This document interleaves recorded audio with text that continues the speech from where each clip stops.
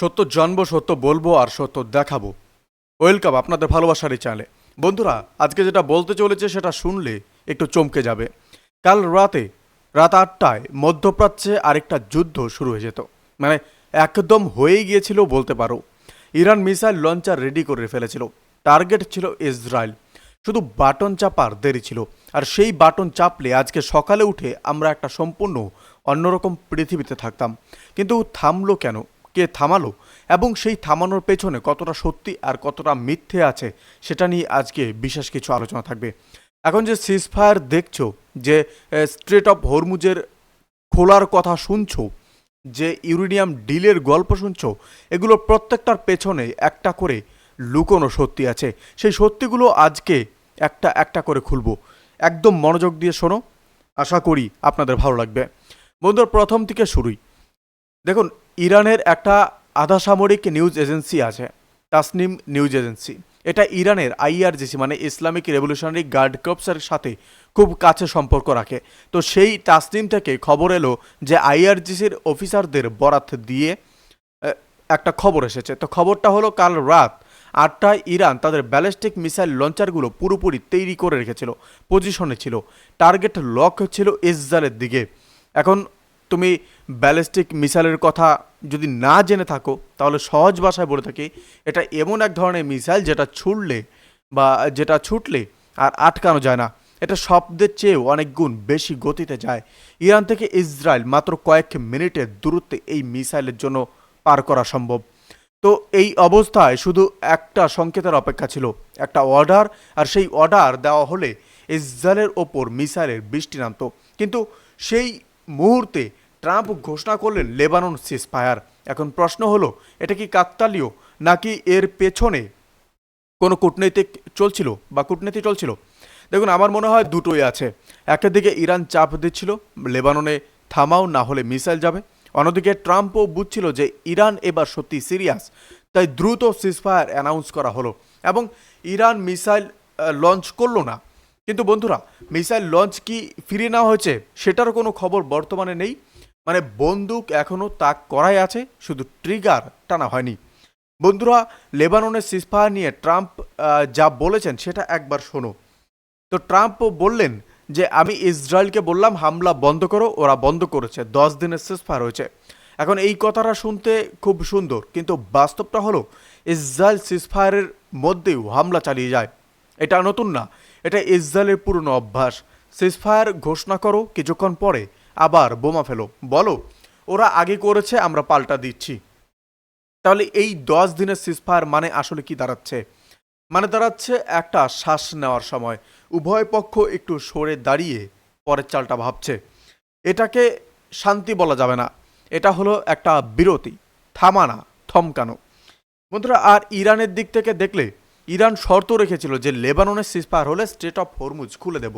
সেই শর্ত পূরণ হয়েছে বলে ইরান হরমুজ খুলে দিয়েছে, এটাই বর্তমানে মিডিয়াতে আসছে। কিন্তু সেই খেলাটা আসলে কতটা সেই খোলাটা আসলে কতটা খোলা, এটা বুঝতে হলে পরে পয়েন্টটা আপনাদেরকে আসতে হবে। স্ট্রেট অফ হরমুজ কি সত্যি খুলেছে? এখানে একটা মজার জায়গা আছে। ইরানের বিদেশমন্ত্রী আব্বাস আরাগচি পোস্ট করলেন যে হ্যাঁ, আমরা স্ট্রেট অফ হরমুজ খুলে দিচ্ছি। এই খবর শুনে সারা দুনিয়া লাফ দিয়ে উঠল, তেলের বাজার নড়ে গেল। পশ্চিমা মিডিয়া বলতে শুরু করলো দেখো ইরান নরম হয়ে গেছে। কিন্তু সত্যিটা হলো এই খোলাটা এতটাই শর্তযুক্ত যে এটাকে খোলা বলা প্রায় হাস্যকর। এবার শোনো শর্তগুলো কি কি। ইরান প্রথম শর্ত রেখেছে শুধু কমার্শিয়াল জাহাজে যেতে পারবে, কোনো দেশের সামরিক জাহাজে ঢুকতে পারবে না। মানে আমেরিকা, ব্রিটেন, ইসরায়েল কারো নেভি জাহাজ ঢুকতে পারবে না। শর্ত নম্বর 2 হলো যে জাহাজে যাবে সে ইরানের শত্রু দেশের কোনো মাল বহন করতে পারবে না। এখন ইরানের শত্রুকে আমেরিকা, ইসরায়েল, তো তাদের পণ্য নিয়ে যাওয়া যাবে না। শর্ত নম্বর 3 হলো আইআরজিসি মানে ইরানের রেভলিউশনারি গার্ডকে আগে থেকে জানাতে হবে, তারা অনুমতি দিলে তবেই যেতে পারবে। শর্ত নাম্বার 4 হলো ইরান যে রাস্তা দেখাবে সেই রাস্তায় চলতে হবে, নিজে রাস্তা ঠিক করা যাবে না। শর্ত নাম্বার 5 হলো, এবং সবচেয়ে বড় কথা, এটা শুধু সিজফায়ারের যতদিন বাকি আছে ততদিনের জন্য। মানে 10 দিনের সিজফায়ার লেবাননে হয়েছে, তাহলে এই সুবিধাও 10 দিনের। এখন আপনারাই বলুন যে এটাকে কি খোলা বলে বা এটাকে কি খোলা বলবো? এটা হলো ইরানের নিজের নিয়ন্ত্রণ থেকে সামান্য ছাড় দেওয়া আর কি।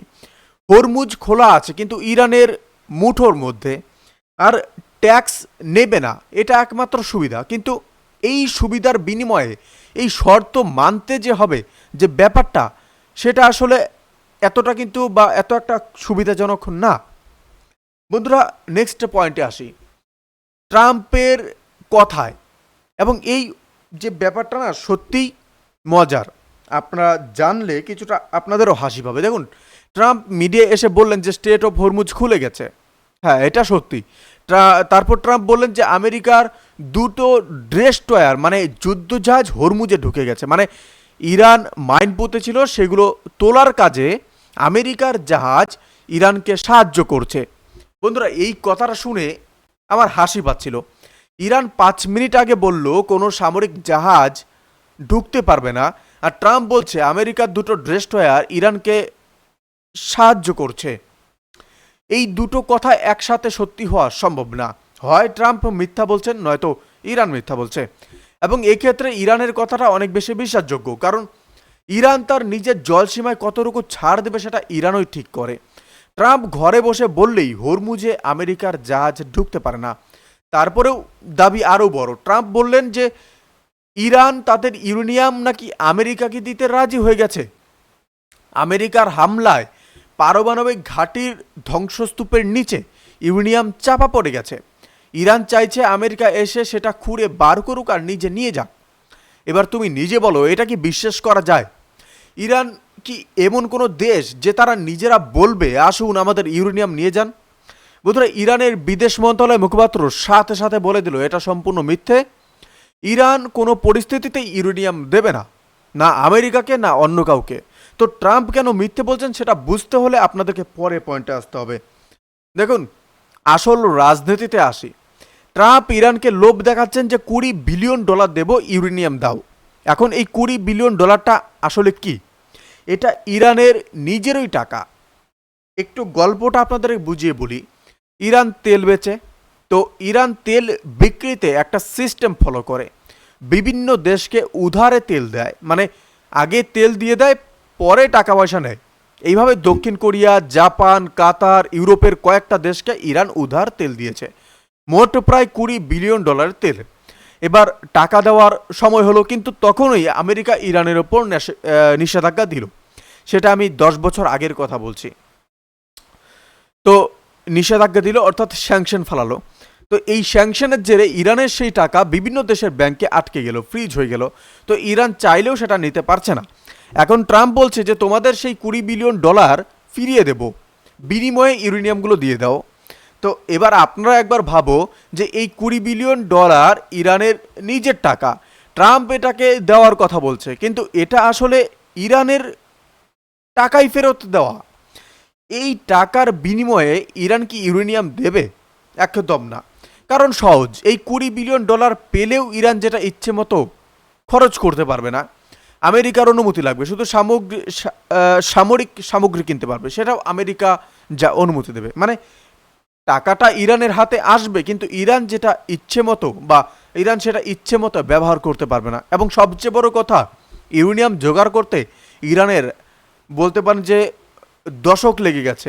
বছরের পর বছর আন্তর্জাতিক চাপ, নিষেধাজ্ঞা, আক্রমণ সহ করে ইরান এটা জমিয়েছে। এটা শুধু একটা ধাতু না, এটা ইরানের কৌশলগত ক্ষমতা। এটা দিয়ে দিলে ইরান একটা সাধারণ দেশ হয়ে যায়, যাকে কেউ চাপ দিতে পারে।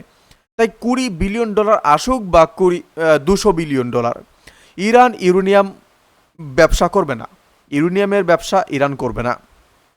বন্ধুরা, সবচেয়ে গুরুত্বপূর্ণ প্রশ্নে আসি, এই সিজফায়ার কতদিন টিকবে? সত্যি কথা বলতে বেশি দিন না। কারণটা হলো দুপক্ষের কেউই আসলে চায় না এই সিজফায়ারটা টিকে থাকুক।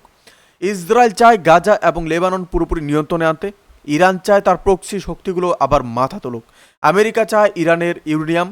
তো এই তিনটে চাওয়া একসাথে পূরণ হওয়া অসম্ভব। হরমুজ যদি আবার বন্ধ হয়, তেলের দাম আকাশ ছুঁয়ে যাবে। ভারতও এর প্রভাব থেকে বাঁচবে না।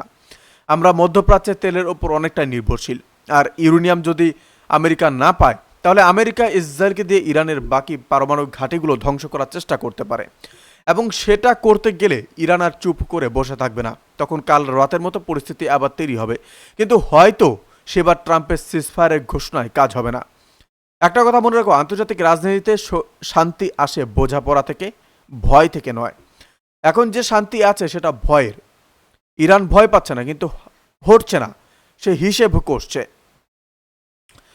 আর যে হিসেব কষতে পারে সে বিপজ্জনক। তো বন্ধুরা, কাল রাত 8টায় যুদ্ধ শুরু হতে হতে থেমে গেল। লেবাননে সিজফায়ার হলো, হরমুজ খুললো, কিন্তু শর্তে ট্রাম্পও বড় বড় দাবি করলেন অনেকটাই মিথ্যে, ইউরেনিয়ামের ডিল হচ্ছে না, আর সামনে যুদ্ধের মেঘ এখনও আকাশে। তো এই হলো পরিস্থিতি গত 24 ঘন্টার। তো চোখ রাখো পরবর্তী কী আপডেট আসে, এবং পরবর্তী আপডেট নিয়ে আসছি। কোন আপডেটটি সবচেয়ে বেশি আপনাদের ইন্টারেস্টিং লেগেছে অবশ্যই আমাদের কমেন্ট করে জানাবেন। ভালো থাকবেন, সুস্থ থাকবেন, ধন্যবাদ। দেখা হচ্ছে নতুন কোনো ভিডিওতে বা